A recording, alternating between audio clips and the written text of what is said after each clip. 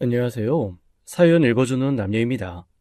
오늘도 와주셔서 감사드리며 오늘의 사연 시작하겠습니다. 안녕하세요.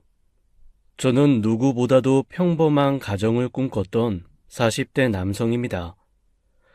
아이들 건강하게 키워 화목한 가정을 만드는 것. 살아보니 그 평범한 삶이 굉장히 어려운 일이더라고요. 아내는 끝까지 자기인 가정을 위해 헌신했다지만 저는 아내가 한 일을 헌신이라고 하고 싶지 않아요. 헌신했다면 가정이 아닌 오로지 본인을 위해서였겠죠. 얼마 전 이혼 조정을 끝내고 잠든 둘째를 보면서 착잡해진 마음을 이곳에 털어놓으려 합니다. 아내가 아이 교육에 욕심이 있다는 것을 알게 된 것은 결혼 후의 일이었어요. 첫째를 임신하고 아이를 어떤 방향으로 키우면 좋을지 의논하는 자리에서였지요. 난 우리 애 어떻게든 좋은 대학 보내서 의사 만들 거야. 의사만 된다면 난 무슨 짓이든 할 수 있어. 하고 많은 직업 중에 왜 의사야? 좋은 직업이라면 그거 말고도 많을 텐데. 모르는 소리 마. 의사만큼 돈도 많이 벌고 명예도 가지고 존경까지 받는 직업이 어딨어? 아무리 돈 많은 기업 회장이라고 해도 자기 병 고치는 의사 앞에선 굽실대기 마련이야. 신이 될 수는 없어도 지금 인간이 그에 준하는 능력을 발휘할 수 있는 직업은 오직 의사뿐이라고. 나는 그렇게 생각해 본 적은 없는데. 뭐든 좋다 이거야. 근데 애가 하기 싫다고 하면 나는 아무리 좋은 직업이어도 애가 싫다는 건 억지로 시킬 생각은 없어. 여보, 부모가 왜 부모겠어? 우리가 먼저 살았기 때문에 그 올바른 방향을 안내해 줄 수 있어야 하는 거야. 애가 태어났는데 공부는 하기 싫고 게임만 하고 싶다고 하면 당신은 그래, 너 좋아하는 게임이나 하고 살아라. 그럴 거야? 아니, 그 정도는 아니어도 자기 꿈이 아닌데 부모의 꿈을 강요할 필요가 있냐는 거지. 올바른 꿈을 꾸게 하는 것도 부모의 역할이야. 나는 우리 집이 평범한 게 싫었어. 꿈 많은 애가 욕심 없는 부모를 만나면 얼마나 불행한지 알아? 나는 우리 애 나처럼 키우고 싶지 않아. 좋은 대학 가지 못한 것도 내가 평범하게 자란 것도 억울해. 나는 우리 애 정말 최고로 키울 거야. 아내는 일종의 성장 콤플렉스가 있는 사람이었습니다. 아내는 손재주가 좋아 뭐든 뚝딱뚝딱 잘 만들어내고 다양한 방면에 자잘한 재주가 많았어요.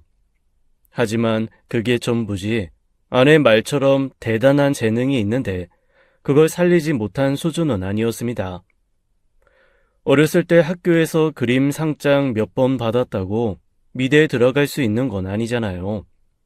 근데 아내는 그때 부모님이 자기 재능을 제대로 키워주셨으면 지금 미대 교수가 됐을 거라고 원망 아닌 원망을 하고 있었어요. 그러다 보니 태어난 아이에게는 부모로서 전폭적인 지원을 아끼지 않겠다는 결심이 서 있었던 거죠. 그래서 태교에도 무던히 신경을 썼고 아이가 태어나기 전부터 아이 교육에 대한 공부를 엄청 했습니다. 교육관이 다소 안 맞긴 했지만 그때까지만 해도 아내의 열정이 나빠 보이진 않았습니다. 아내의 조기 교육은 아들이 집에 오면서부터 시작이 되었습니다. 이제 갓 태어난 한 달도 안 된 애가 무슨 교육이 되겠어요? 아주 어렸을 때부터 영어에 노출되어야 한다며 돈 주고 미국 방송까지 추가해서 종일 틀어놓았죠. 아니, 굳이 이렇게까지 할 필요가 있을까? 좀 더 크면 그때부터 가르치면 되지. 미국 가서 살 수 있는 거 아니면 이 집 자체를 미국과 같은 환경을 만들어줘야 돼. 그래야 애 머릿속에 영어의 방이 자연스럽게 만들어지는 거라고. 그러니까 당신도 되도록 애 앞에서 영어를 좀 써줬으면 좋겠어. 뭐? 갑자기 영어라니. 나 그렇게 영어 잘하는 편도 아니었어. 대단한 거 바라는 거 아니니까 기본적인 물건 단어라도 익혀서 좀 써줘. 그래야 나중에 우리 우진이 안 힘들어. 당신은 우진이가 우리처럼 힘들게 영어했으면 좋겠어? 아니, 그건 아니지. 아내의 철학이 확고했기 때문에 저처럼 어설픈 반대로는 절대 아내를 말릴 수가 없었어요. 그래서 저도 덩달아 다 잊은 영어 공부를 해서 기본적인 대화는 영어로 해야 했죠. 게다가 태어날 때부터 영어 동화책, 영어 동요만 틀어주더니 이제 겨우 걸음마 뗀 아이에게는 한글 교육을 했습니다. 너무 이른 거 아닌가 싶은데 또 아내가 애 교육을 잘하긴 했어요. 평범한 우리 부부 사이에서는 믿기 힘들 만큼의 발달을 보여주었고 확실히 또래보다 빨리 한글을 뗐죠. 주변에서 애 교육을 어떻게 시켰나는 소리를 자주 들었고 그때마다 기분이 좋긴 했습니다. 우진이는 왜 이렇게 빨라? 우리 소정이도 비슷한 시기에 태어났는데 겨우 그림 맞추기 수준인데. 그러게요. 병원에서 발달 검사를 해도 우진이가 남들보다 많이 빠르다고 하긴 하더라고요. 이 나이대에는 소정이가 일반적이니까 너무 걱정하지 마세요. 우진 아빠는 열심히 돈 벌어야겠어. 이러다 우진이 서울대는 식은죽 먹히겠어. 서울대가 뭐야? 하버드도 보내지. 나중에 그 팁 좀 전수해줘, 우진 엄마. 응? 아유, 팁이랄 게 있나요? 아이 교육에 대한 자부심도 대단했고 그래서 아내의 교육에 큰 문제가 있다는 생각은 하지 못했습니다. 변명이지만 그때 제가 할 수 있는 건 아내의 교육관에 훈수를 두는 게 아니라 돈을 벌어오는 것이었고요. 그렇게 자란 아들은 어딜 가나 영특하단 소리를 들었는데 아내의 기대와 달리 IQ 자체가 그렇게 높진 않았어요. 게다가 영재 판정을 받기엔 다소 부족한 부분도 있었고요. 하지만 아내가 부족한 부분을 빠르게 파악해서 받쳐준 덕분인지 어딜 가든 타고난 능력에 비해서 높은 평가를 받는 것 같긴 하더라고요. 그렇게 7살에 피아노, 미술, 태권도, 수영, 창의력, 수학, 영어, 중국어까지 또래 애들보다는 비교도 안 될 스케줄을 가지게 된 겁니다. 근데 우진이 좀 심한 거 아니야? 아무리 시대가 변했다지만 7살이 이렇게 많은 학원에 다니는 게 맞아? 당신은 잘 따라와주는 것 같다가도 한 번씩 꼭 그렇게 딴소리 하더라. 다 필요해서 넣은 거야, 필요해서. 우진이가 좀 힘들어하는 것 같아 그렇지. 이 정도는 아무것도 아니야. 난다긴다 하는 사람들 자식들 보면 당신 이런 소리 못해. 우진이는 지극히 기본적인 것만 하는 거라고. 이게 어떻게 기본적인 거야. 그런 사람들이라 그런 여유도 되니까 그런다지만 우린 아니잖아. 과목만 보면 많아 보일지 몰라도 매일 가는 학원도 아닌데 뭐가 심하다고 해? 영어 유치원 보낼 능력은 안 되니까 이렇게라도 해야지. 지금이야 고만고만하고 우진이가 뛰어나 보이겠지만 나중에 중학생만 돼봐. 이렇게 하는 애랑 안 하던 애들 차이가 얼마나 되는지. 우진이 크면 분명 엄마 덕분에 훌륭하게 자랐다. 아주 절을 할 거니까 걱정하지 마. 제가 아들 교육에 훈수라도 둘러치면 은근히 제가 능력이 없어 더 좋은 교육을 하지 못하는 거라는 식으로 이야기하기도 하는데 어찌나 기분이 상하던지요. 그러다 보면 제대로 된 의견을 나누기도 전에 대화가 끝나버리곤 했어요. 어쩔 수 없이 아내의 뜻대로 따라주던 어느 날 문제가 터지고 말았습니다. 분명 태권도 학원 차량을 타고 영어 학원에 갔어야 할 아이가 오지 않았다는 연락이 온 거예요. 아내의 연락을 받고 급하게 와보니 집으로 경찰이 와 있고 아주 난리였죠. 무슨 일이야? 우진이가 사라지다니! 모르겠어. 태권도 관장님은 확실히 늘 내리던 영어학원 앞에서 내려줬다는데 애가 어딜 갔는지 영어학원엔 들어온 적도 없대. 아이씨, 그럼 대체 애가 어디로 갔다는 거야? 일단 아이가 자주 가던 곳을 중심으로 순찰하고 있으니 너무 걱정 마세요. 달리 아이가 갈 만한 곳이 떠오르면 말씀해 주시고요. 흉흉한 세상이다 보니 별의별 생각이 다 들어 좀처럼 진정하기가 힘들었습니다. 평소엔 아내가 모든 학원 픽업을 다 하고 있는데 유일하게 차량 운행을 하는 태권도와 수영만 다음 일정을 그 학원에 맡기고 있었어요. 10살 때까지 이렇게 문제가 된 적은 한 번도 없었다 보니 이게 문제가 될 거라고는 생각지도 못했죠.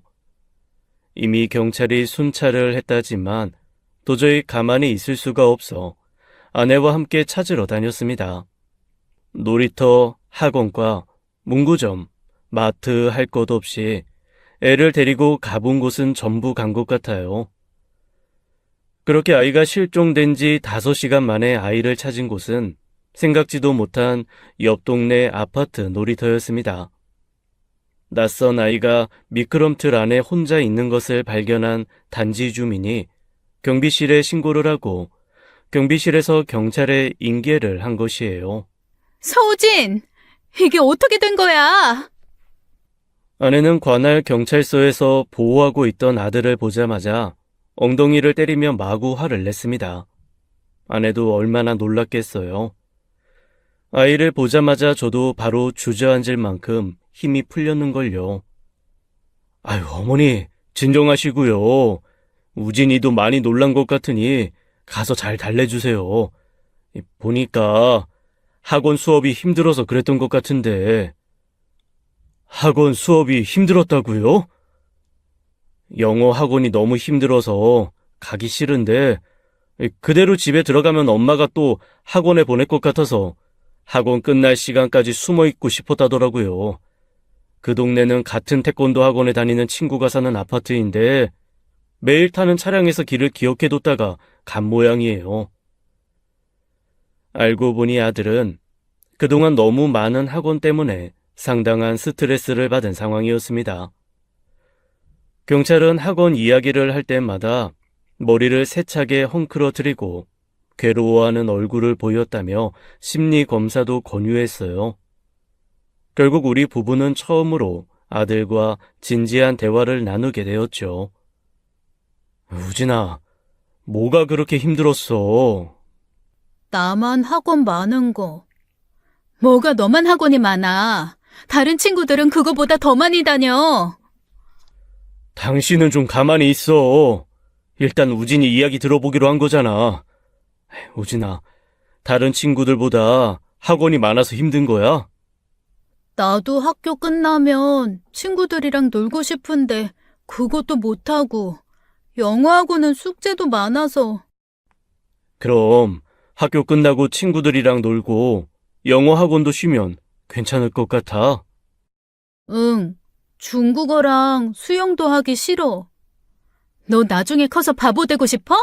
다른 친구들 외국인이랑 이야기할 때 혼자 아무것도 모르고 바보처럼 서 있을 거야? 차분하게 대화를 이어나가고 싶은데 아내는 참지 못하고 끼어들었어요. 아들은 아내의 이야기를 듣고 얼굴을 구기며 머리를 박박 긁기 시작했는데 그때 저는 아이의 머리에서 작은 땜빵을 발견한 겁니다. 스트레스성 원형 탈모로 머리에 구멍이 2개 나 있더라고요. 더 놀라운 건 아내가 그걸 알고 있었다는 겁니다. 자기가 인터넷에서 알게 된 서울 엄마들이랑 이야기를 해보니 그런 경우가 왕왕 있다는 거예요. 유난 떨지 마. 당신이 그러니까 우진이도 더 어리광 부리는 거잖아. 그거야 애가 수업에 익숙해지면 자연히 나아질 문제인데 뭐 대단한 큰일이라도 난 것처럼 그래? 이게 지금 보통 문제인 거야? 아무리 생각해도 이건 아니야. 학원 이야기 나올 때마다 스트레스가 심한 것 같은데 심리 검사라도 받는 게 좋지 않겠어? 지금 우진이 상황이 어떤지 제대로 알아야 우리도 대처를 할 거 아니야. 무슨 심리검사? 우진이가 정신병이 있다는 거야, 뭐야? 그게 또 무슨 억지야. 애 심리가 지금 어떤지 제대로 파악하자는 건데 당신 그 친한 서울 엄마들도 애 내면은 속속들이 모를 건데 심리 상담 의존하는 사람들도 많지 않겠어? 지금 전문가가 아닌 내가 봐도 우진이 상태 심각해. 계속 저대로 두다가 정말 애한테 무슨 문제라도 생기면 어떡해? 아, 진짜 무슨 문제가 생긴다고 그래. 내가 있는데. 심리상담 예약할 거야. 그리고 영어, 중국어 다 끊어. 말도 안 되는 소리 하지 마. 지금 제일 중요한 시기인데 영어, 중국어 다 끊어버렸다가 지금까지 배운 게 도루묵되면 당신 어떻게 책임질래? 그건 당신이 무슨 수를 쓰더라도 책임 못 지는 거니까 쉽게 말하지 마. 아내와 크게 싸우고 며칠간 냉전의 시간도 보냈습니다. 하지만 결국 인근 광역시에 가서 심리 검사를 받게 되었고, 전문가로부터 아이가 위험할 정도로 심한 심리적 압박감을 받고 있다는 사실을 알게 되었어요. 매일같이 전쟁터에 나가 반드시 이겨야만 하는, 이기지 않으면 자기가 죽을지도 모른다는 공포를 느끼는 병사와 비슷한 심리 상태라고 하더라고요. 게다가 상담에서 아이가 엄마와 떨어져 지내고 싶다, 당분간 만나지 않더라도 괜찮을 것 같다고 했다는 사실에 아내는 큰 충격을 받았죠. 결국 아내는 아이의 학원을 줄이는 데 합의했고, 아이가 좋아하는 태권도 하나만 남기고 학원을 전부 끊을 수가 있었습니다. 아들은 비로소 태어나 처음으로 자유를 찾게 된 거예요. 학교 끝나고 운동장에서 친구들과 함께 시간을 보내고 태권도만 다니며 몸을 쓰는 일이 많아서인지 아이는 탈모 문제도 해결이 되고 웃음도 많아졌죠. 하지만 그것도 오래가지 않았습니다. 아들이 초등학교 5학년쯤 되자 아내는 점점 초조해했어요. 아들의 학교 성적은 평범한 수준으로 그렇게 뛰어난 편은 아니었지만 뒤처지는 것도 아니었어요. 우진이 다시 학원 보내야겠어. 아이, 또 왜 그래? 이미 합의된 거잖아. 당신의 이 시험지를 보고도 그런 한가한 소리가 나와? 그리고 내가 잠시만 끝낸다고 했지 뭐 영영 안 보낸다고 했어? 당신도 생각이 있으면 그게 안 된다는 거 알 거 아니야. 중학교, 고등학교 될 때까지 사교육 하나 없이 애 의대 보낼 자신도 없으면서. 우진이는 의사가 되고 싶다고 한 적이 없는데 왜 자꾸 의대 이야기를 꺼내는 거야? 태권도 국가대표가 되고 싶다고 한 거 잊었어? 그리고 8, 90점이면 충분히 잘하고 있는데 애를 또 그렇게 닥달해야겠어? 태권도 국가대표로 어떻게 평생 먹고 살아? 나는 어떻게든 우리 우진이 의대 보낼 거야. 아들이 학원을 그만둔 뒤 아내가 활기를 잃기는 했어요. 목적을 잃고 우울해하는 일도 있고 해서 여행도 자주 다니고 저도 많이 신경 썼죠. 하지만 아들의 교육열을 올리는 아내를 보면서 제가 어떤 짓을 해도 아내에게 그만한 활기를 되찾아주는 일은 없겠다 싶더라고요. 아내 말대로 고학년이 되었으니 앞으로 학원을 하든 뭘 하든 하긴 해야 했습니다. 하지만 이미 학원 없이 살아본 아이가 다시 학원으로 돌아갈 수 있을지 그게 문제였죠. 우진아, 엄마가 할 이야기가 있어. 무슨 이야기? 이제 우진이 곧 6학년 될 텐데 이제 슬슬 학원 다녀야 하지 않겠어? 엄마는 우진이 수학 영어가 다소 아쉽다고 생각하는데. 아, 학원 다니기 싫은데. 전에는 다른 친구들도 학원 안 다녀서 싫다고 했지만 지금 봐봐. 학원 다니는 친구 많지 않아?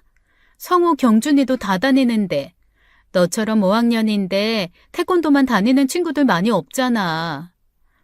그래도 학원 다니는 거 너무 힘들어. 그냥 가라는 거 아니야. 대신 너 게임기 가지고 싶다고 했잖아. 엄마가 다니라고 하는 학원 다니고 제대로 공부만 하면 너가 가지고 싶다던 그 게임기 사줄게. 진짜로? 그거 진짜 비싼데? 우진이가 엄마 말만 잘 들으면 그런 거 몇 개라도 사줄 수 있어. 다닐 거야? 알았어. 아내에게도 방법은 있었던 거예요. 아들이 가지고 싶었던 게임기로 비교적 쉽게 설득해 아내의 뜻을 이뤘죠. 아내는 기다렸다는 듯이 영어, 수학, 역사 학원을 보내는 대신 게임기를 사줬고 일주일에 한 권씩 책을 읽고 독후감을 써올 때마다 용돈 10,000원을 주기로 약속했습니다. 그 덕분인지 6학년이 된 아들은 첫 번째 시험에서 모두 100점을 받아왔죠. 거봐, 우진이는 어떻게 하느냐에 따라 결과를 확실히 낼 수 있는 애라고. 아내는 전장에서 승리를 가져온 개선 장군처럼 의기양양하더라고요. 어쨌거나 아이도 큰 만큼 그 정도의 수업은 무리가 없어 보였고 서로 원하는 것을 얻었으니 그만하면 괜찮다고 생각했습니다. 하지만 아내의 욕심이 점점 커지는 것이 문제였죠. 우진이 다음 주 주말부터 서울에 있는 특강 듣기로 했어. 뭐? 굳이 여기 있는 학원 많은데 서울까지 가서 수업을 듣는다고? 여기 수업이랑 서울 수업이 같아? 잘하는 강남 엄마가 어렵게 잡아준 기회야. 아무나 들어갈 수 있는 것도 아니라고. 우진이 거기 테스트해서 합격해서 듣는 거야. 그거 다 내 덕이라고. 그래서 우진이도 그렇게 하겠대? 적당히 구슬려서 그렇게 하기로 했어. 아무튼 그런 줄 알고 주말마다 올라갔다가 일요일에나 오게 될 것 같아. 그럼 주말마다 집을 비우겠다는 거야? 어디서 자려고? 널리고 널린 게 호텔인데 어디서 자는지 그게 문제야? 어쨌든 여보, 당신도 마음 단단히 먹어야 돼. 대학까지 한참 먼 것 같지만 우진이 이제 본격적으로 입시 시장에 뛰어든 거라고. 지금부터 제대로 하지 않으면 고등학교 때 포기해버리는 애들 수두룩이래. 우리 우진이 그런 패배자로 만들면 안 되잖아. 아내는 언제나 그렇듯 뜻이 완강했습니다. 애 교육에 있어선 저도 뭐라고 훈수두지 못할 만큼 확실한 철학을 가지고 있는 사람이니 저도 별 수 없었죠. 저야 어찌됐든 애가 괜찮다고 하면 두고 보자는 쪽이었거든요. 그렇게 아이의 주말 수업이 시작됐고 아내는 토요일 이른 아침 3시간 거리의 서울까지 직접 운전해 갔다가 일요일 밤이 되면 왔습니다. 물론 저도 함께 갔던 적도 있고요. 그런데 몇 주 뒤 아들은 갑자기 서울 수업에 가고 싶지 않다고 했어요. 갑자기 안 가겠다니? 그게 무슨 말이야? 너 이게 그렇게 하고 싶으면 하고 하기 싫으면 안 해도 되는 그런 건 줄 알아? 네가 더 잘할 거 아니야. 그 수업이 얼마나 가지기 힘든 기회인지. 알아. 아는데 그래도 그만하고 싶어. 학원 다니라고 하면 차라리 여기서 주말에도 나갈게. 서울은 가기 싫어. 우진아, 뭐가 힘들었던 거야? 수업이 안 맞았어? 그건 아닌데. 그건 아닌데 뭐. 그 수업이 보통 비싼 건 줄 알아? 이제 와서 그만둔다고 환불도 안 돼. 너 그렇게 주말마다 수업 듣는다고 거기까지 매일 운전하는 엄마나 여기 남아서 고생하는 아빠 생각은 안 해? 아, 그러니까 누가 서울 가서 수업 듣는다고 했어? 엄마가 원해서 가는 거잖아. 뭐? 너 지금 엄마한테 말버릇이 그게 뭐야? 그게 다 엄마 위해서 하는 일이야? 다 널 위해 하는 일 아니야. 내가 원하는 게 아닌데 어떻게 나를 위한 일인데? 아들은 중학생이 되면서 사춘기가 온 건지 스트레스가 심했는지 아내를 상대로 지지 않고 받아치더라고요. 그 모습에 저도 좀 놀랐고 일단 아이를 진정시켜야 할 것 같아 아이를 데리고 밖에 나왔죠. 아들 좋아하는 햄버거 가게를 가자고 하니 아들은 다른 거 먹자더라고요. 왜? 우진이 햄버거 좋아하잖아. 주말마다 지겹게 먹어서 이제 쳐다보기도 싫어. 엄마가 맨날 햄버거만 사줬어? 왜? 맛있는 거 많을 텐데. 그게 제일 빨리 나오고 빨리 먹을 수 있다고. 서울에서 많이 힘들었구나. 아빠, 나 진짜 서울 가기 싫어. 그리고 아빠만 혼자 주말에 집에 있는 것도 싫고, 어렸을 때처럼 주말마다 다 같이 여행 가고 그렇게 놀고 싶단 말이야. 우진이 마음도 이해해. 아빠도 마음 같아선 계속 우진이랑 여행만 다니면서 놀고 싶지만 너도 결국 대학은 가야 하잖아. 혼자서 공부하는 데는 한계가 있고, 엄마는 어떻게든 너 좋은 대학 나와서 엄마 아빠보다 더 나은 삶을 살길 바래서 그러는 거니까 엄마한테 너무 그러지 마. 과연 그럴까? 어? 어쨌든 차라리 여기서 학원 다니고 싶어. 이번엔 아들의 뜻도 아내 못지않게 단단했기에 아들의 편에 서서 아내와 싸워야 했어요. 하지만 아내도 전과 달리 조금도 굽힘이 없이 서울 특강을 마무리해야 한다고 고집을 부렸죠. 수강료로 많은 돈을 쓴 것도 사실이었어요. 환불 불가인 수업이었던 만큼 되돌려 받기도 쉽지 않았던 터라 아내는 아들에게 자꾸 돈 이야기를 꺼내서 끝까지 듣게 했지요. 그러던 어느 날이었습니다. 전혀 생각지도 못한 변수가 생긴 거예요. 우연히 손톱 깎기를 찾기 위해 아내의 서랍을 열었는데 그 안에서 두 줄이 확실한 임신 테스트기를 발견한 것이죠. 당신, 이거 뭐야? 어? 뭐야? 당신 내 화장대 서랍 봤어? 손톱 깎기 찾으려다 봤지. 그리고 화장대 서랍 열어보는 게 뭐가 어때서? 이게 뭐냐니까. 아무것도 아니야. 버리려다가 깜빡 잊은 거지. 아내는 제게서 테스트기를 빼앗아 가더니 그대로 쓰레기통에 넣어버렸습니다. 너무 당황스러워 빤히 쳐다봤더니 아내는 한숨을 쉬며 주저앉더라고요. 지울 거야. 괜한 기대하지 마. 지우다니? 왜 지워? 나 지금 우진이 하나만으로도 벅차. 지금 우진이가 얼마나 중요한 시기인데 내가 임신해서 배가 부르면 우진이 교육은? 서울 수업 다시 가는 것도 친구 시켜서 간신히 설득했는데 임신하면 못 가잖아. 그게 지금 이유야? 우진이 이제 다 컸고 여기서 학원 보내는 것만으로도 충분하잖아. 여보, 그러지 말고 낳자. 이게 얼마 만에 생긴 아이인데. 당신은 쉽겠지. 낳는 것도 키우는 것도 다 내가 하는 일이니까. 우진이 하나 완벽하게 키우는 게 목표이자 꿈이야. 근데 이렇게나 터울지는 늦둥이 낳아서 뭘 어쩌겠다고? 나 둘째 욕심 없어. 나한텐 오로지 우진이야. 둘은 안 돼. 아내가 그런 이유로 고집을 부릴수록 저는 반드시 둘째가 필요했습니다. 둘째를 낳으면 아들에 대한 집착도 줄어들 것이고 저도 아들도 좀 편해질 것 같았거든요. 게다가 둘 이상의 다복한 가정을 꿈꾼 저에게는 두 번 다시 없을 기회이기도 했죠. 내가 도울게. 지쳐 쓰러지는 한이 있더라도 당신 뜻대로 될 수 있도록 거들 테니까 제발 낳기만 하자. 주말 수업도 내가 갔다 올 거고 낳으면 내가 엄마한테 부탁해서라도 내가 키울게. 어? 제발 낳자 여보. 지금은 당신이 아쉬우니까 어떻게든 낳게 하려고 그런 소리 할 수 있지만 만약에 낳아서 내 발목 묶이면 이도저도 못하게 해서 우진이랑 나 떼어놓을 작정 아니야? 무슨 소리야. 당신도 우진이 하나 의대 보내는 거 꿈이듯이 나도 자식 둘 이상 있는 다복한 가정 꿈꿨는데 당신도 내 꿈은 좀 고려해줘야 하는 거 아니야? 당신이 낳을 수 있으면야 얼마든지 낳으라고 하겠다.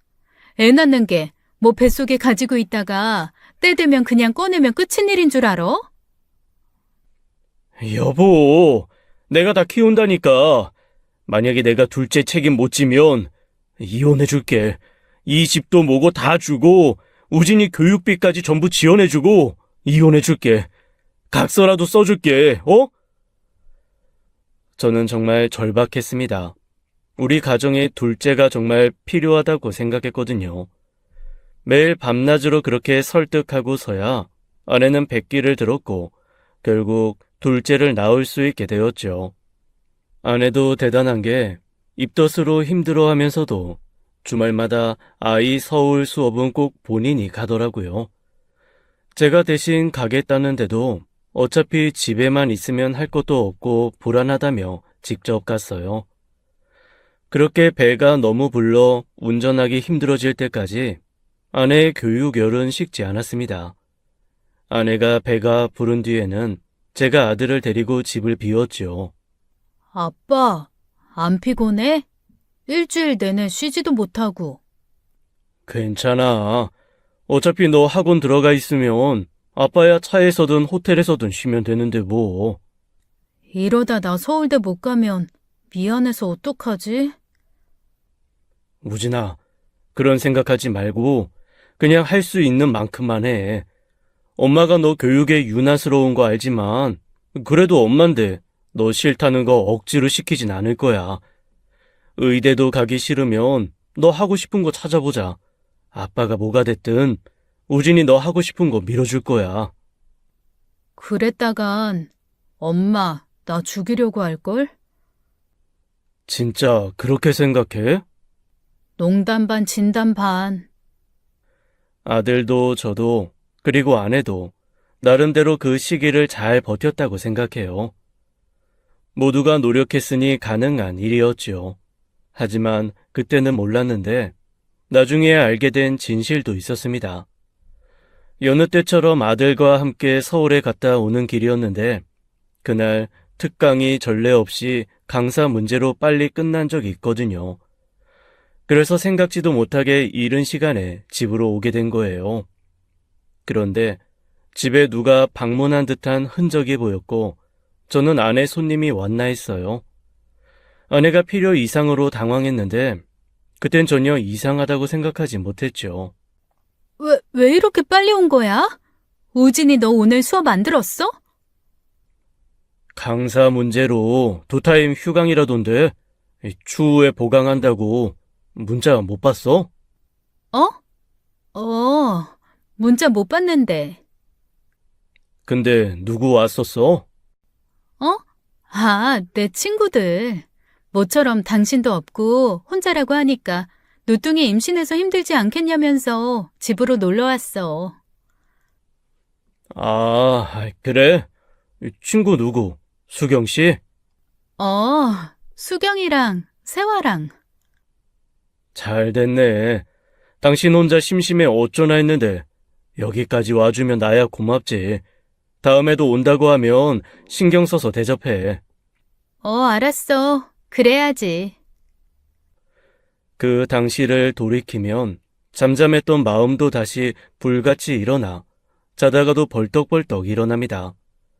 그 뻔뻔한 얼굴로 저를 속이던 아내의 표정과 목소리가 떠올라서요. 어쨌든 아내는 아들이 중학교 3학년 때 눈에 넣어도 아프지 않을 딸을 출산했어요.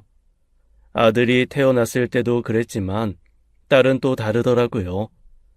알게 모르게 아들 교육 문제로 부딪혀 마음에 멍이 많이 들어 있었는데 딸은 그 마음을 치유해주는 존재였어요. 어이구, 그렇게 예뻐? 아주 닳겠다 닳겠어. 이렇게 예쁠 줄 알았으면 좀 더 젊었을 때 졸라볼 걸 그랬나 봐. 나중에 우리 딸 결혼하는 것도 봐야겠는데 그때까지 살 수 있으려나? 별 걱정을 다 한다. 그나저나 우진애미도 참 대단하다. 하영이 너한테 덥석 맡기고 애 학원 쫓아다니는 거 보면 말이야. 그렇게 하게 해주겠다고 하고 낳은 거니까 별 수 없지. 그리고 뭐 나를 믿었겠어? 엄마를 믿은 거지. 고마워 엄마. 엄마 없었으면 어떻게 낳았겠어? 내가 우진애미 그 대단한 열정을 하니 협조를 한 거지. 우리 손주 서울대 보내준다는데 내가 등록금은 못 줘도 이 정도는 해줘야 하지 않겠어? 아내가 아이를 낳고 저희 어머니가 오셔서 많이 도와주셨어요. 평일은 그나마 괜찮은데 주말에 혼자 아이를 보려니 보통 힘든 일이 아니라 도움을 받은 것이지요. 지금 생각해보면 그때가 우리 가족이 가장 행복했던 시기가 아닌가 싶어요. 아들도 입시의 중요성을 깨달아 순순히 아내의 뜻을 따라줘서 부딪힐 일이 적었고 저는 저대로 딸 육아에 푹 빠져서 하루 종일 입이 귀에 걸린 채 살았거든요. 게다가 딸은 아들이 입시의 중요한 지점에 있다 보니 아들에게 한 만큼 조기 교육에 힘쓰지도 않았습니다. 집에는 평범한 한글 동요가 흘렀고 딸은 가만히 누워 모빌만 보고 있을 수 있었어요. 그러니까 적어도 표면적으로는 제가 꿈꿨던 그 완벽한 가정의 형태를 이뤘던 시기였죠. 그렇게 3년의 세월이 흘렀고 아들은 아내의 뜻대로 우리나라 최고 대학에 의대에 합격하는 데 성공했습니다. 아내와 교육관이 맞지 않아 힘들었던 시간도 많았는데 막상 그렇게 아내가 노래를 부르던 성과를 손에 쥐게 되니 아내에게 정말 고맙더라고요. 아무리 자기 꿈이라지만 19년을 자식 교육에만 매달려 얼마나 많은 노력 끝에 얻은 결과인데요. 여보, 정말 고마워. 나는 우진이가 뭐가 되든 상관없었는데 그 어렵다는 의대 들어갔다고 하니 너무 자랑스럽고 당신한테 뭐라 말할 수 없을 정도로 고맙네. 내가 그랬지? 나는 자신 있었어. 우진이 의대 보낼 자신도 있었고 나중에 나한테 너무하다 유난스럽다 하던 사람들한테 고맙다 소리 들을 자신도 있었다고. 그래, 잘했어. 당신 갖고 싶은 거 있으면 뭐든 사줄게. 말만 해. 당신도 그 고생 다 보답받아야지. 난 아직 안 끝났어. 겨우 이제 산 하나 넘은 거라고. 의대 들어갔다고 다 의사 되는 거 아니잖아. 우진이 의대 들어가 대학병원 의사 될 때까지 나 아직 할 일이 태산이야. 참 대단한 사람이지요. 대학 보내면 부모 할 일 다 끝냈다 싶을 텐데 아내의 목표는 끝나지 않은 겁니다. 저는 그게 그냥 뒤에서 잘 서포트 해주겠다 그런 의미인 줄만 알았어요. 그런데 그게 아니었던 겁니다. 아내가 서울에 자취방을 얻어 아들과 함께 살겠다고 선언했거든요. 뭐? 아이, 서울에 간다고? 뭐 대단한 집 얻겠다는 거 아니야. 그냥 좀 널찍한 원룸 하나 얻어서 애 먹이는 거 제대로 먹이고 신경 써주고 싶다는 거지. 우진이 다 컸잖아. 용돈이나 제대로 주면 먹는 거야 알아서 먹겠지. 여보, 당신은 19년을 나한테 맡겨놓고도 내가 이유 없이 그런 결정했을 거라고 생각하는 거야? 우진이 성인인 건 나도 알지. 근데 이제 겨우 첫 발 떼는 애야. 사회생활까지는 아직도 멀었고 오로지 공부만 신경 쓰게 제대로 된 환경을 갖추게 하고 싶다고. 그럼 하영이는 어쩌고? 하영이도 데려가 원룸 생활 하겠다는 거야? 그래서 하는 말이잖아. 하영이는 당신이 좀 봐줬으면 해. 뭐? 아이, 그러니까 당신은 우진이랑 서울에서 생활하고 나랑 하영이는 여기서 둘이서 살라고? 엄밀히 말하면 둘은 아니지. 어머님이 와서 도와주실 건데. 당분간만 좀 신경 써줘. 내내 있겠다는 게 아니라 국가시험 보기 전까지만 그렇게 하려고. 처음 적응을 잘 시켜놔야 혼자서도 잘할 거니까. 여보, 그건 좀 아닌 것 같아. 우진이한테도 독립된 생활을 할 수 있도록 기회를 줘야지. 당신 없어도 충분히 잘할 애인데 당신이 너무 붙들고 있다는 생각은 안 해? 그리고 아무리 내가 원해 낳은 딸이라지만 하영이한테도 너무한 거 아니야? 우진의 교육은 나한테 맞춰주기로 했잖아. 그래서 하영이 낳은 거고. 그러면 당신도 끝까지 협조해야지. 왜 이제 와서 딴소리야? 하영이도 엄마보다 아빠를 더 찾는데 뭐가 문젠데. 여보! 이제 거의 다 왔어. 국시만 합격하면 끝이야. 어? 아들 문제로 제가 이긴 적이 뭐 얼마나 되겠습니까? 아내는 이미 거기까지 계산을 하고 있던 거예요. 그럼 진작 전부터 저한테 이야기해서 상의를 하던지요. 너무 갑작스러운 일이었고 저희 어머니와도 협의가 필요했습니다. 어쩌다 한번 오시는 게 아니라 평일 내내 저희 집에 계셔야 했으니까요. 제가 뱉은 말이 있으니 둘째 문제를 들먹여서 붙들어 둘 수도 없었어요. 아들도 그 문제에 강하게 반발했는데도 아내는 기어이 아들 학교 근처에 원룸을 얻었죠. 그나마 합의한 게 주말엔 내려오기로 한 것이었어요. 주말 부부 생활이 시작된 것이지요. 어쨌든 당분간은 서로 좋은 거다 싶었지만 아내 없이 혼자 크는 딸을 볼 때마다 이건 아닌데 싶은 적이 한두 번이 아니었습니다. 아무리 아내보다 저를 잘 따른다고 해도 엄마 싫어하는 애가 아니었으니까요. 엄마, 차라리 그냥 서울로 이사 갈까 싶어. 괜찮겠어? 서울지사는 자리 구하기도 힘들다며. 어떻게든 신청해 봐야지. 자리가 안 나면 이직을 해서라도 가는 게 낫지. 이게 어떻게 가족이야? 하영이는 자기 엄마 얼굴 일주일에 한 번 보는 거 아니야. 우진이 의대 간 거야. 집안의 경사고 참 잘한 일인데. 우진애미 정말 참 독하다 독해. 한창 예쁠 딸 크는 거는 다 포기하고 그저 우진이한테만 매달리니. 결국 저는 서울지사 발령 신청을 냈지만 솔직히 기대하긴 힘들었습니다. 하지만 무슨 일을 해도 저는 온 가족이 함께 지내는 것이 가장 바람직하다고 생각한 저는 틈틈이 이직 자리도 알아보았죠. 그러던 어느 날이었습니다. 방학도 아닌 평일인데 아들이 집으로 온 거예요. 어?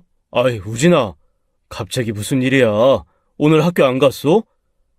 학교 안 가. 왜? 무슨 일 있었던 거야? 아빠, 나 자퇴서 내고 왔어. 어? 뭐라고? 자퇴서? 이제 좀 후련해.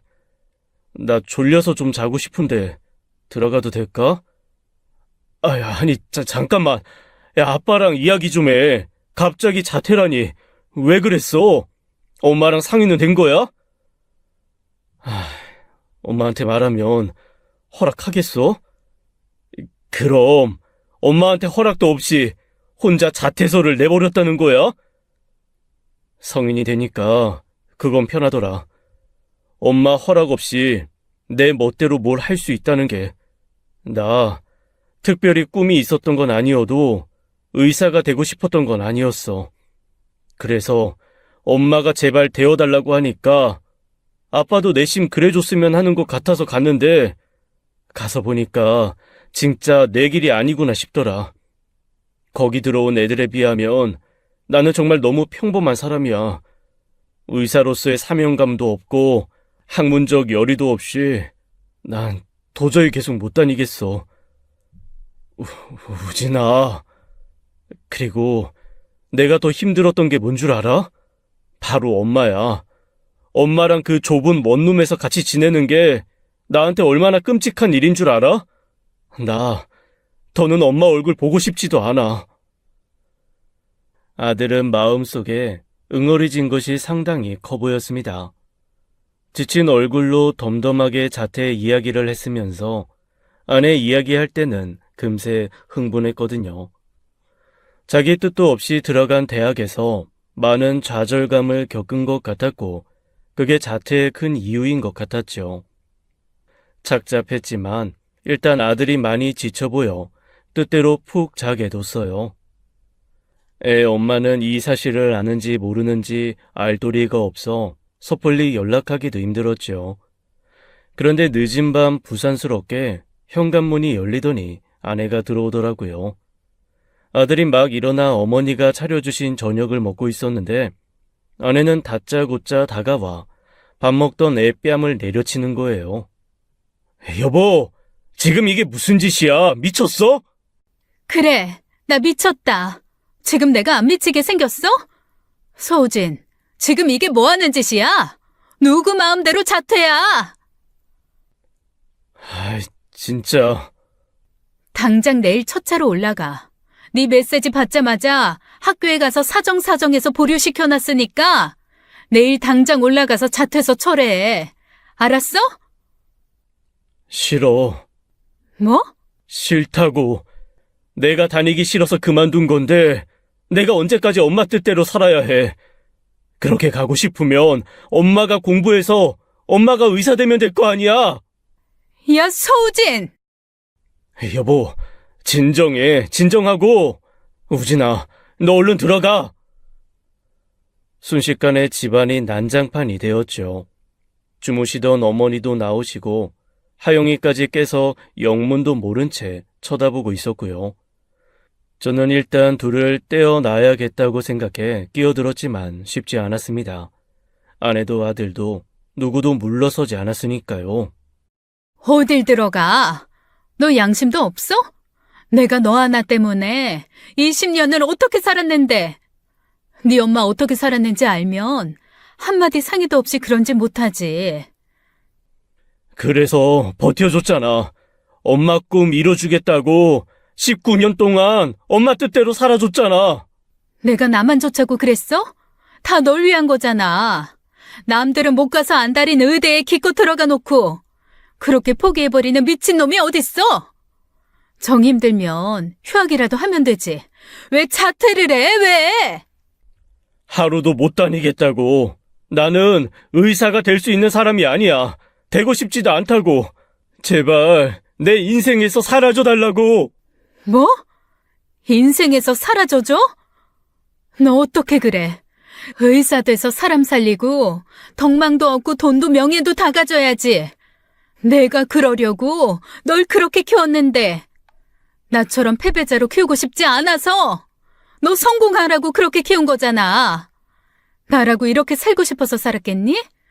고작 5살밖에 안 된 하영이 떼어놓고 너 따라 서울 갔겠어? 그런데 뭐? 인생에서 사라져달라고? 하, 어이가 없네. 나 때문에? 나 때문이라고? 그럼 너 때문이지. 내가 의대 가길 바래서 서울 온 거라고? 바람 피우고 싶어서 서울 온 게 아니라? 순간 아들의 말에 분위기는 찬물을 끼얹은 듯 조용해졌고 흥분에 날뛰던 아내에게도 효과가 있었는지 아내도 얼어붙었더라고요. 그때까지도 저는 상황 파악이 잘 안 되었습니다. 느닷없이 바람 이야기를 꺼내니 화가 난 아들이 그냥 막말을 하는 줄 알았으니까요. 뭐? 그러니까 가만히 좀 두지. 기어이 아빠 앞에서 이런 이야기까지 하게 해? 너 지금 이게 무슨 소리야? 바람은 무슨 바람? 그럼 바람이 아니야? 영석이 아저씨 바람이 아니라고? 오해야. 바람은 무슨 바람? 그 사람은 너 입시 문제 때문에 알게 된 사람인데. 끝까지 발뺌만 해. 제발 그냥 순순히 인정해. 바람 피운 것도 인정하고 나 때문에 서울 온 게 아니라 마음 편히 그 아저씨랑 바람 피우고 싶어서 온 거라고 인정하라고. 서우진! 이게 대체 어떻게 돌아가는 상황인가 싶어 저와 어머니는 바보처럼 쳐다보고만 있었어요. 아내를 죽일 듯이 노려보던 아들은 방에 들어갔고 뭔가를 가지고 나왔습니다. 그리고 아내에게 보란 듯 들이밀고 그러더라고요. 엄마가 그렇게 나올까봐 나도 좀 확실한 증거를 가지고 의심해야겠다 싶어서. 뭐? 그게 뭔데? 서울 집에 두고 간 노트북 카메라로 찍은 영상. 정확히 침대 위로 향해 있는 카메라가 찍은 영상. 아들이 그렇게 이야기하자마자 아내는 사색이 되었고 저는 그제야 이게 보통 문제가 아니란 것을 깨달았습니다. 아들이 내민 것은 메모리 카드였어요. 아들 말에 의하면 자기 컴퓨터로 녹화된 영상을 저장해 놓은 것이었죠. 아들은 제게 그걸 내밀었습니다. 아빠가 직접 확인해. 김영석 아저씨라고. 나 서울 특강 다닐 때부터 엄마랑 어울렸던 내 친구 아빠. 서우진, 당장 그거 내놔. 내놔! 아내가 득달같이 달려와 아들의 손에서 메모리 카드를 빼앗으려고 난리를 쳤어요. 하지만 키가 큰 아들의 손에서 그것을 뺏기는 쉽지 않았고 결국 그 메모리 카드는 제 손으로 넘어왔죠. 안 돼, 안 돼. 여보, 아니야. 우진이가 뭘 오해한 거야. 나한테 화가 나서 지금 말도 안 되는 소리 하는 거라고. 그럼 이걸 보면 알겠지. 안 돼! 조작된 거야. 우진이 이게 제대로 벼르고 있다가. 조작인지 아닌지도 내가 알아서 판단할게. 비켜! 안 돼! 비키라고! 저는 제 앞을 막아서는 아내를 밀쳐내고 안방으로 들어갔어요. 안방까지 따라와 붙드는 아내를 간신히 밖으로 밀어내고 안방문을 걸어 잠갔어요. 아내는 문을 두드리며 소리도 지르고 난동을 피웠고 저는 떨리는 마음으로 안방에 둔 노트북에 메모리 카드를 연결했죠. 그 순간 그 모든 게 화가 난 아들의 장난이거나 오해였으면 바란 사람은 아내가 아닌 저였을 겁니다. 평생 아들의 성공밖에 몰랐던 아내가 바람이라니 절대 있을 수 없는 일이었거든요. 아들이 건넨 파일 속 영상은 한 개가 아니었습니다. 무려 13개 정도 되더라고요. 다 볼 필요도 없었어요. 제가 본 3개의 영상 모두 아들이 없는 사이 아내가 웬 남자를 끌어들여 더러운 불륜 행각을 저지르는 장면이 고스란히 찍혀 있었거든요. 듣기 힘든 소리까지 고스란히 찍혀 있는 정말 끔찍한 영상이었습니다. 더 충격적인 것은 그 모든 장면을 아들이 확인했다는 것이었죠.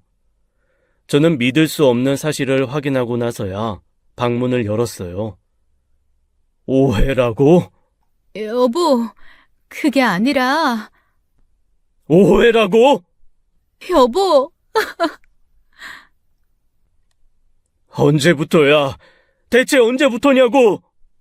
얼마 안 됐어. 진짜야. 서울에서 혼자 지내다 보니까 너무 외롭고 힘들어서 그래서 그랬어. 진짜 실수였어. 진짜 실수야. 아내는 영상이 몇 개 되는지 알지도 못한 것이죠. 아들이 제게 넘긴 증거만 13개였는데 실수라니요. 그 아저씨, 나 서울 특강 다니면서 알던 아저씨잖아. 우진아, 그만해. 오해야. 그때는 그냥 도움을 받은 거지. 네가 생각한 것처럼 이상한 관계 아니었어. 이상한 관계가 아닌데 둘이 뽀뽀도 했어? 뭐? 나 봤어. 15살 때 엄마가 계속 서울에 오는 게 그 아저씨 만나려고 하는 것 같아서 서울 수업 싫다고 했던 거야. 근데 왜 말 안 했어? 그건 우진아. 아빠한테 미안해서 나 때문에 주말에 혼자 시간 보내고 있는데 엄마 그러고 있는 거 알면 아빠가 슬퍼할까 봐. 우진아, 잘못 본 거야. 엄마 진짜 안 그랬어. 그리고 그때는 그것 때문에 엄마 아빠가 이혼할까 봐 무서워서 숨겼어. 그래서 그 아저씨 아들이랑 같은 수업 안 들으면 계속 다니겠다고 했던 거야. 아들이 그때 서울 수업이 싫다고 완강하게 나왔던 건 역시 이유가 있던 것이었어요. 아내가 끈질긴 설득 끝에 다시 특강을 듣게 되었다고 했었는데 알고 보니 아들이 반대로 그 남자 아들과 함께 듣는 수업이 아니면 가겠다고 했답니다.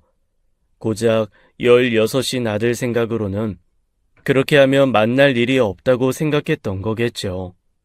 그 어린 나이에 그 충격적인 비밀을 안고 버텼을 생각을 하니 아내에게 참을 수 없는 분노가 일었습니다. 그런데 아들이 중학생 때부터 시작된 관계라고 하니 불현듯 하나의 불안이 고개를 들이밀었습니다. 심장이 전과 비교할 수 없을 만큼 세차게 요동쳤고 제 시선에는 어머니 뒤에 숨어 불안한 시선을 던지는 딸이 보였어요. 여보, 아니지. 어? 아니지, 하영이. 여보, 아니야.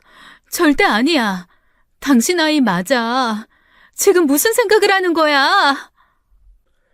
아내가 길길이 날뛰며 절대 아니라고 했지만 저는 이미 의심이 불이 짚어진 이상 가만히 있을 수 없었습니다.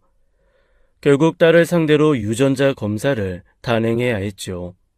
딸의 칫솔과 머리카락을 뽑아 담는데 눈물이 정말 말도 못하게 쏟아지더라고요.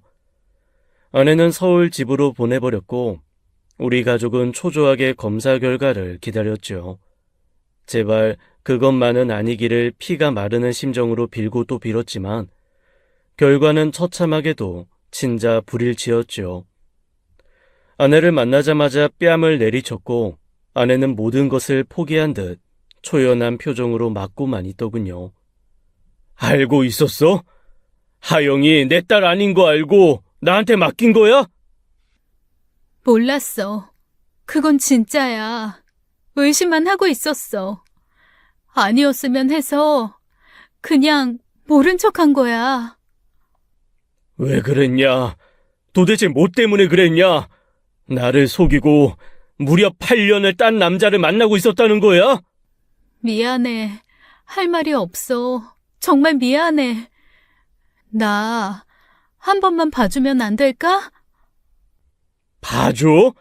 지금 이 상황에서 봐달란 소리가 나와? 나 애들 엄마로 살고 싶어. 여보, 내가 이렇게 빌게. 정말 잘못했어. 알고 보니 아내가 만난 그 남자는 인터넷 입시 카페에서 활동하던 애아빠로 아들에게 서울 특강 자리를 봐줬던 그 남자였습니다. 저에게는 애 엄마라고 하더니 알고 보니 애아빠였던 것이죠. 그 사람은 아내처럼 똑같이 교육에 엄청난 열정을 가지고 있던 사람인데 그러다 보니 저와 달리 죽이 척척 잘 맞았던 거예요. 처음에야 입시 정보 도움을 받기 위해 만났던 건데 잦은 만남은 결국 불씨를 만들고 불을 지핀 것이었죠. 이유가 어찌됐든 불륜은 불륜이고 결과는 처참했지만요.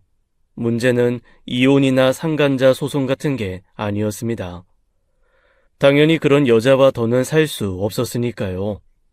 제 머리를 아프게 한 건 딸이었어요. 보낼 거야? 어떻게 보내? 내 딸인데. 종환아.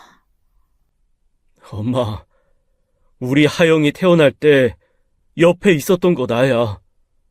탯줄도 내가 잘랐고 하영이 첫 걸음마 할 때도 내가 있었어. 하영이 엄마보다 아빠 소리 먼저 한 애라고. 그런데 어떻게 내 딸이 아니야? 아휴, 어쩌냐.